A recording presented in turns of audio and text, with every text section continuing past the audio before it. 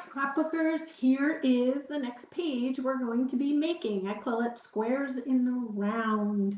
How pretty is that? And this is using the Creative Memories Vitamin C pack of paper. So I used, you can tell, I used the pink as a background. I used the floral papers, and actually, even though it looks like two different papers, it's one piece of paper because it's double-sided. And then I used leaf green cardstock. So let's get started and let me show you how to create it. So what I did was, I absolutely love this pink for the background, and I'm going to leave my page here so you can see it. I love the pink for the background, but I love the paper on the other side. You can see this beautiful seashell look. So what I did was actually cut out a square out of the middle so that I can use the seashell side and seaweed and coral for another page. So I'm just going to put that aside. I cut out a 7.5 by 7.5 square out of the center of my paper. So that's going to be the background. Now what I'm going to do is take my leaf green cardstock and my Creative Memories new trimmer. I'm going to pull out the arm, and I'm going to cut an 8 by 8 inch square. So I measure it at 8 inches, cut it down to the 8-inch mark, and there, you know, there's a ruler on the side so you can see exactly where it's gonna cut. But on this particular one, I'm gonna cut it all the way through, and I'll show you why a little bit later. So now I'm gonna turn it. I'm going to cut 8 inches again, so I have my 8-inch square, and cut it all the way through, obviously. So now I have an 8-inch square plus an 8 by 4 inch rectangle, and I want another 8 by 4 inch rectangle. That way I only have to use one piece of cardstock and not two. If you would rather use two pieces of cardstock, feel free, you can do that. So you're going to measure this one at 8 inches, so you have two of the 8 by 4 inch rectangles. So now I'm going to adhere this to my paper with the big hole cut out of the middle. Remember, I liked both sides. I didn't want to not use that other side. So what I'm going to do is I'm just going to put tape down in the corners right on the edge, because remember, I have an 8-inch square and I have a 7.5 by 7.5 inch hole in the center.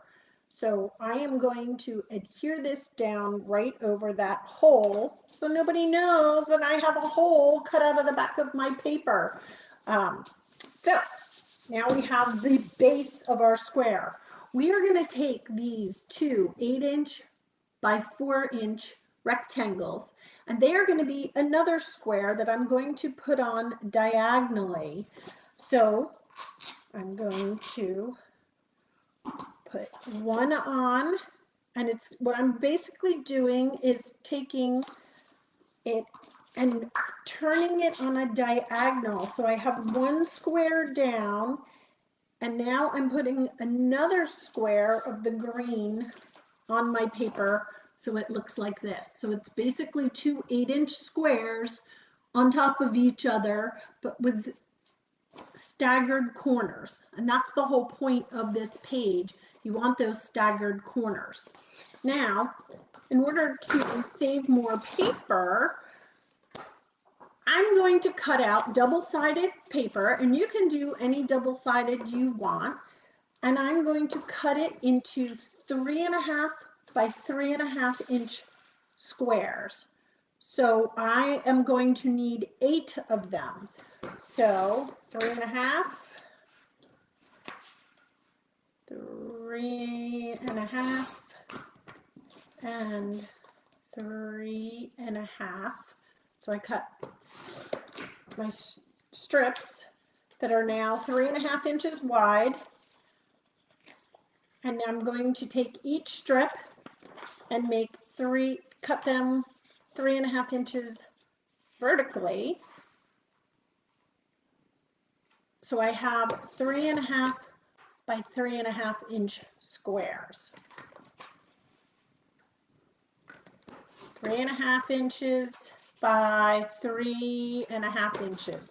So now I have 3 of them from cutting the one strip. I need 8 altogether. So 3.5 by 3.5, 3.5 by 3.5 inch squares. So remember, 8 of them all together. And one more strip. And this time I only need 2 more because I have 6, that's 7 and 8. They're all the same size, 3.5 by 3.5. Now the tricky part is to adhere them in a rotating pattern. So by flipping it over from one side to the other. So I'm going to start with the first one is going to be in the top corner, but what I'm going to do is put it about 1/4 of an inch from the edge. And as you can see, that gives that designer paper square a mat around the top edge. Boy, the sun's really coming in here today.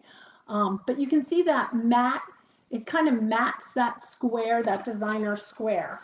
Now I'm going to move on. I'm going to make sure, so I have everything's falling apart here.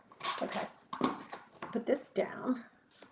Okay, so now that you see I have the designer side that's very floral, I'm going to go to the one with more palm leaves for the next corner. So I did this top corner. I'm going to move over to the next corner. So the next corner, I'm going to make sure I put my tape down on the opposite side. So now I've rotated that my paper, my first square is the colored palm leaves, and then the next square over here is the more subdued palm leaves. That's what we'll call them.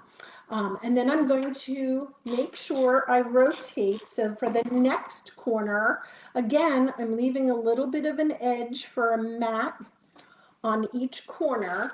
So you can see I just did the next one where I left a little bit of a mat on each corner, and you can see the edge of the green is behind the decorative paper on each square. And all you're doing on each, you're going to go from each corner to each corner and make sure you're taping down your paper in a rotating from one side to the other side of that decorative paper.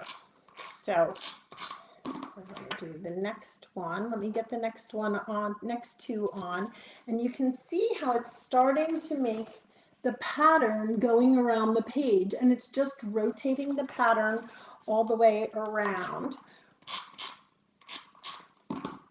So I have my next one on. Again, remember to leave that little bit of a mat on your paper or behind your paper. So each corner poking out is going to have a little bit of mat. So I've got all the way around now that I've taped down, except for this one square. And this is the square that's going to be a little tricky. When I started, I'm using repositional tape so that I can lift up my corners. I can always go back and put down. So when I put this square down in that corner, it would cover the top of this one. So what I want to do is tuck this side of that last square under the first square that I put down. So I'm just going to lift up the first square that I adhered and put it underneath So it continues the pattern going all the way around the page. See how it's all interwoven, overlapping all the way around the page. So basically I just took my last square and tucked one side of it under that first square. Now I have this hole in the middle that still doesn't look great, but that's where I'm going to want to put my picture. So I can turn around, and when I cut my cardstock, I cut it at 8 inches and 8 inches. I still have this little square. I can put that in the center as a square, or I cut it down to about 4 inches by 3.5 inches. So it was a little bit of a more vertical look to it, because most of the pictures I take are always horizontal.